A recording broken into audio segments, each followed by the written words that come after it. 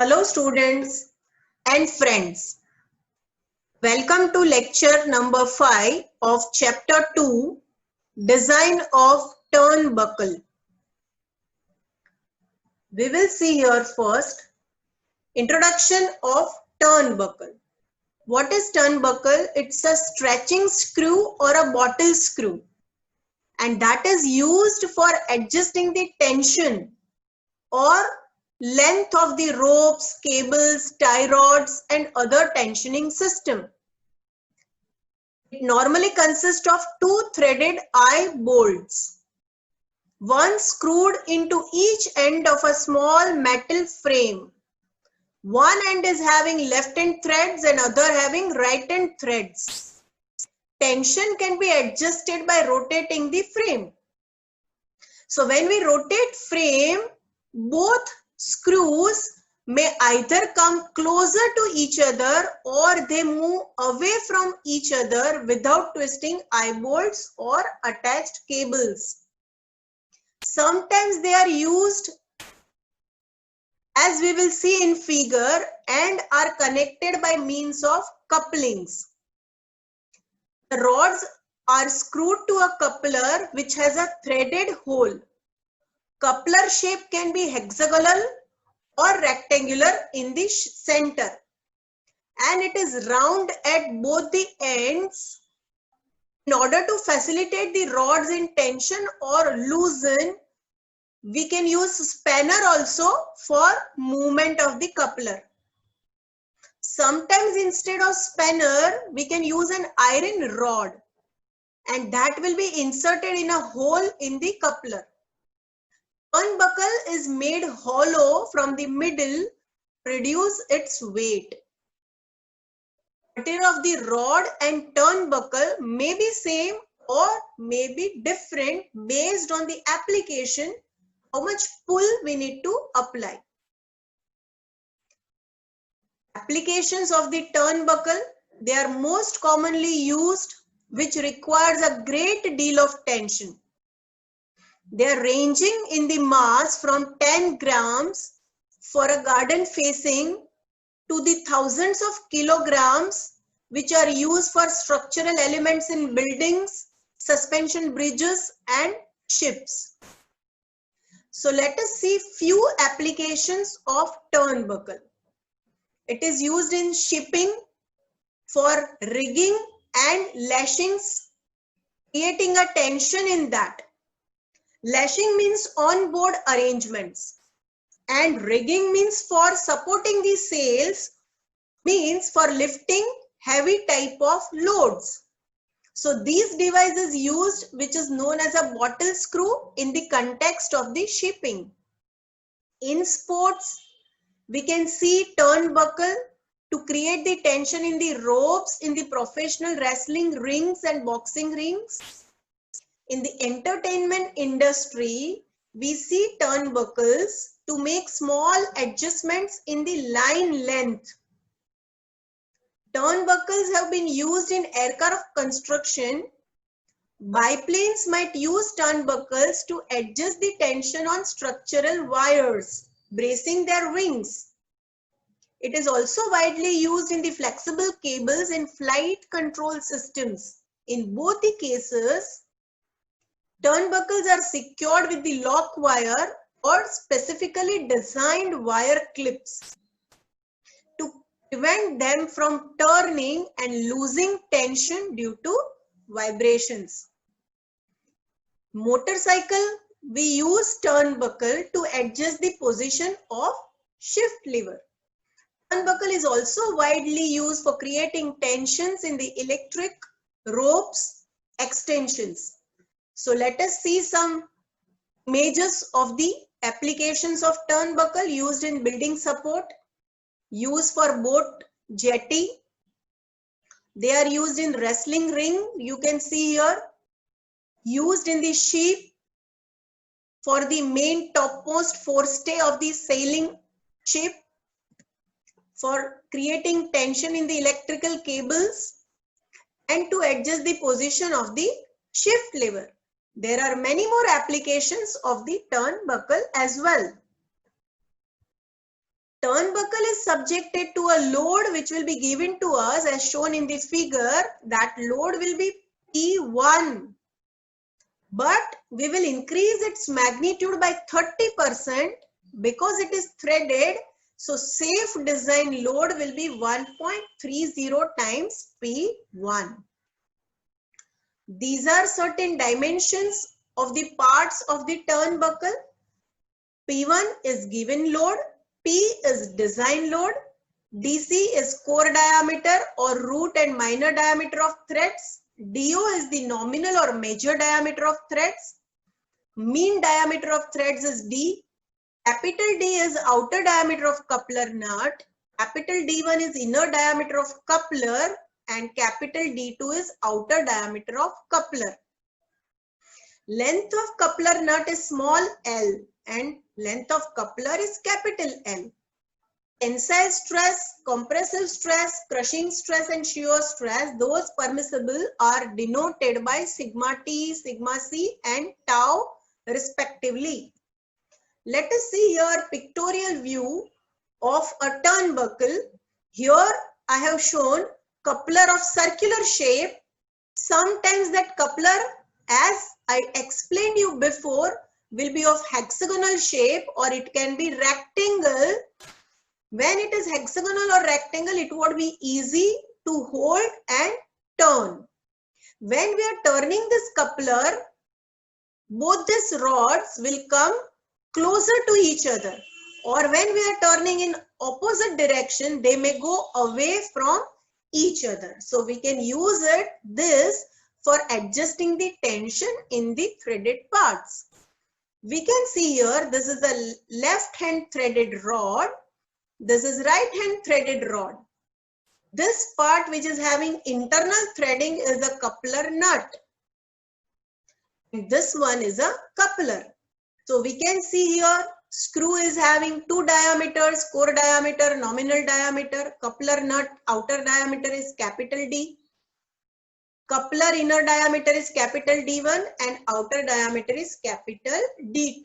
And length of the coupler nut is small l.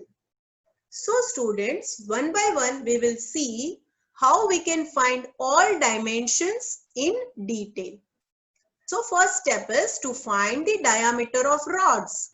Dimensions of rods rather, we are interested to find core diameter, nominal diameter and pitch of threads. So here when pull force design load will act, threads will be subjected to tensile failure at root diameter.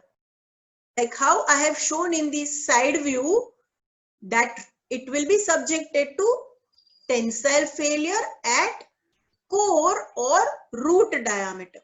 So area resisting failure is pi by 4 DC square. And tensile strength of threads T is equal to area into sigma T. Therefore, P is pi by 4 DC square into sigma T. From this equation, we can find the minimum core diameter of the threads to avoid tensile failure. So, after we find the core diameter, there are two methods to find the nominal diameter. In first method, we will refer a standard table for coarse threads or maybe for fine threads, and from the table we can find nominal diameter and pitch of threads. But sometimes when tables are not available to us, at that time we will use nominal diameter of threads as DC upon 0.84 and pitch of threads P is equal to DO minus DC. We will see now second step. In second step, we are interested to find length of the coupler nut L. And that we can find when we are considering the shear failure of the threads at the roots in the coupler nut. So here friends, threads of the screw we can see will remain inside the nut and the solid part of the screw will shear off from the threads. And because here solid part will slide like this way, there is circumferential shearing. And in circumferential shearing, area resisting shearing will be pi into DC into length. And the shear strength is pi into DC into L into tau. From this equation, we can find length of the coupler nut, which is minimum safe required value.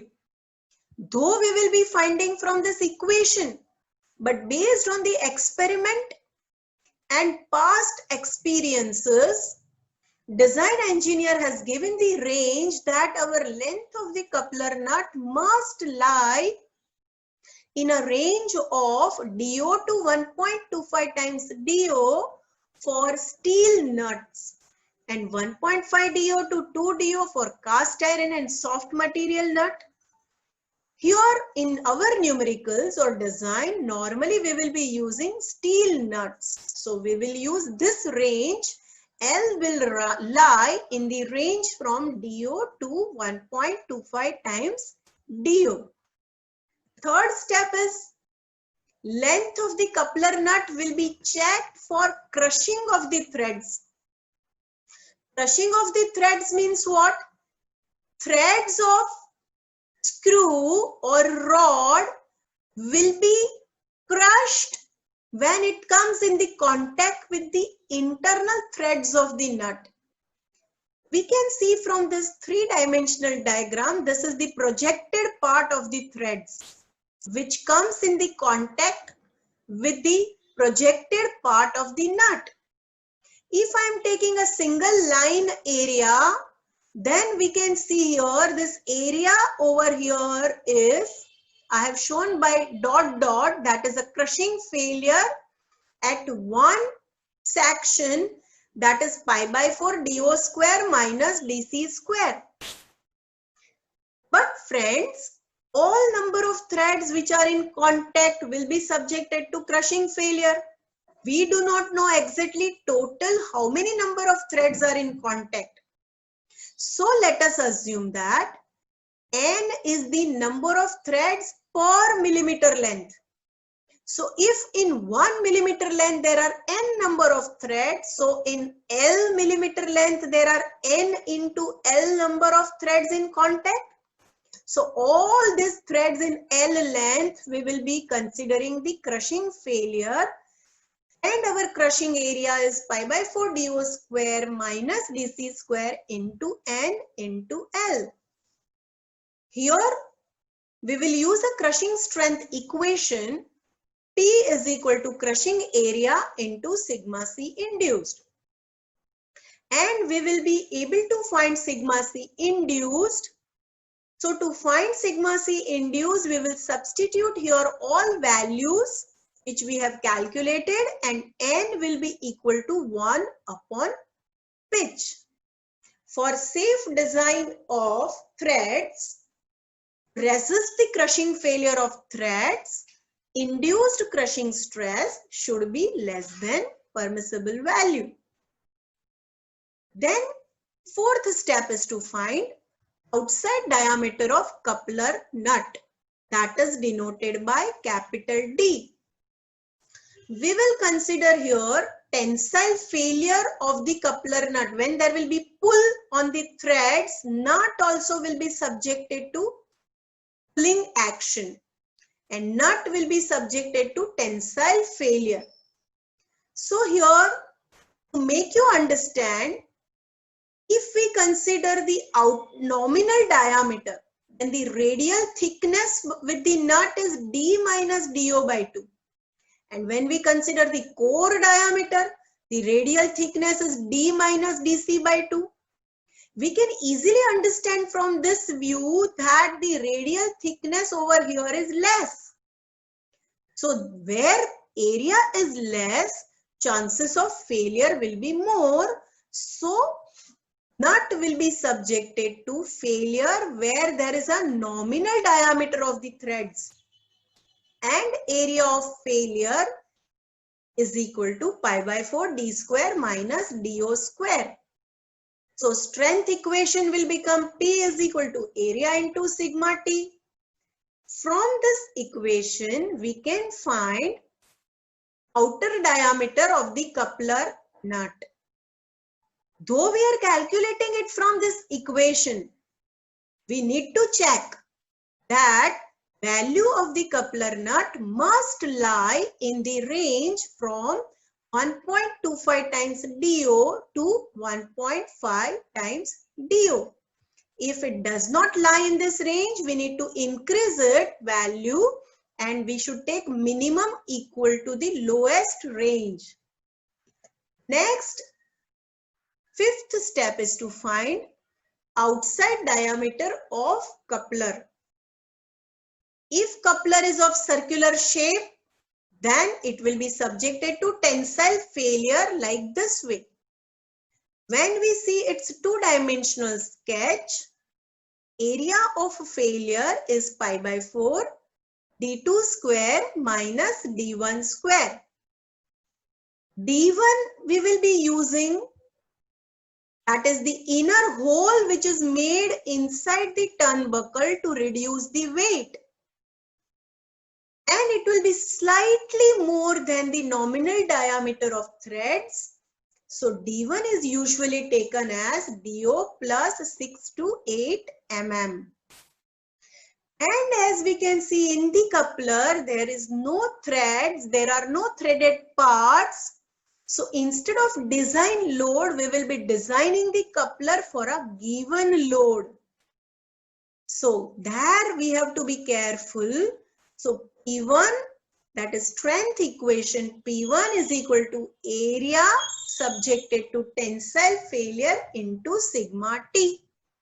From this equation, as we have substituted the value of D1 as DO plus 6 to 8 mm, the only unknown is D2 and we can find D2 from this equation. Again, D2 is calculated from this equation, but it should lie in the range from 1.5 times DO to 1.75 times DO. Last and the sixth step is the length of coupler between the nuts L, and that is U. So here students, to make you understand in a better way, same design procedure of turnbuckle is made in a tabular form. First column is indicating serial numbers. Second column is indicating the part along with its failure. Third column is indicating the parameter to be calculated. Fourth column is showing us strength equation. And fifth is showing failure sketch. So let us quickly revise our design procedure in a tabular format. First step is to find the dimensions of the rod, that will be core diameter, nominal diameter and pitch of threads. For that we have considered tensile failure of threads at root diameter, which we can see from the failure sketch. And the strength equation becomes P is equal to pi by 4 dc square into sigma T. From this equation, we can find core diameter of threads and nominal diameter is equal to dc upon 0.84 and pitch of threads is equal to do minus dc. Second step is to find the length of the coupler nut considering shear failure of threads of rod, and those threads will be failed and it will be remaining into the coupler nut threads. So here we can see there is a circumferential shoring. So strength equation is P is equal to pi into dc into L into tau, and from this equation we will be able to find the length of the coupler nut, and normally it will be taken in the given range. Third step is to check the threads for crushing failure. all threads which are in contact in L millimeter length are N into L. And here you can see a single line area is pi by 4 dO square minus dC square, that is per millimeter area. So total area into crushing stress induced is P is equal to pi by 4 dO square minus dC square into N into L into sigma C induced. From this equation, we will find sigma C induced, and here N is equal to 1 upon H. So next we will see, that will be step number 4, and step number 4 is to find outside diameter of the coupler nut. To find the outside diameter of coupler nut, we'll be considering tensile failure at nominal diameter of threads, and the strength equation P is equal to pi by 4 d square minus dO square into sigma T. We will find D from this equation, and we will be taking it in the range from 1.25 times DO to 1.5 times DO. Fifth step is to find diameters of coupler considering tensile failure. We can see this is a failure sketch. From this sketch, we can easily make the strength equation. P1 is equal to pi by 4 D2 square minus D1 square into sigma T. There we will use D1 as 6 plus DO plus 6 to 8 mm. That value we will substitute here, and unknown will be only D2 that we can calculate from this equation, and we will check it that it should be in the range from 1.5 times DO to 1.75 times DO. Length of the coupler is taken as 6 times the nominal diameter of threads. I know you have enjoyed a lot with this teaching methodology, and thank you very much from my side.